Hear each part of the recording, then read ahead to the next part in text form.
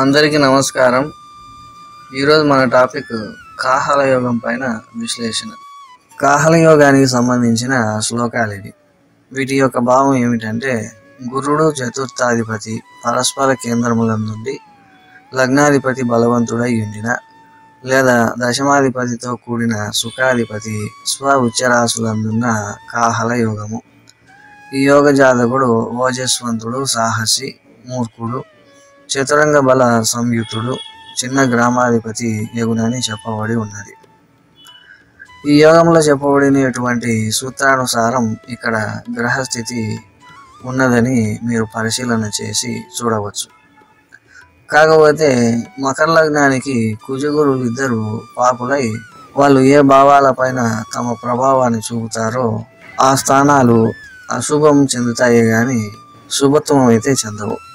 ఎందుకంటే తృతీయాధిపత్యం చేత గురుడు పాపి అవుతున్నాడు. అదేవిధంగా లాభాధిపత్యం చేత కుజుడు అనేటువంటి వాడు ఈ మకర లగ్నానికి పాపి అవుతున్నాడు. కనుక మనం ఎప్పటికైనా కానీ యోగాలని పరిశీలన చేసేటప్పుడు లగ్నానుసారం శుభగ్రహాలు పాపగ్రహాలని విభజన చేసుకొని శుభగ్రహాలు ఏవైతే అవుతాయో అవి మాత్రమే యోగాన్ని కలిగిస్తాయని, పాపగ్రహాలు అవయోగాన్ని కలిగిస్తాయి అనేటువంటి విషయాన్ని గుర్తుంచుకొని జాతక ఫలితాలను చెప్పవలసి ఉంటుంది.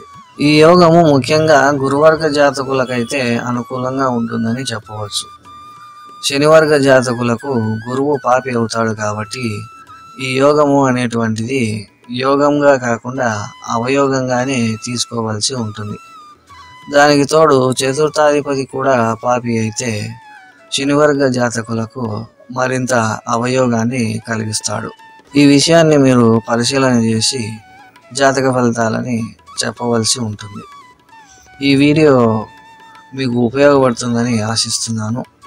తర్వాతి వీడియోలో ఇంకొక యోగాన్ని పరిశీలన చేద్దాం.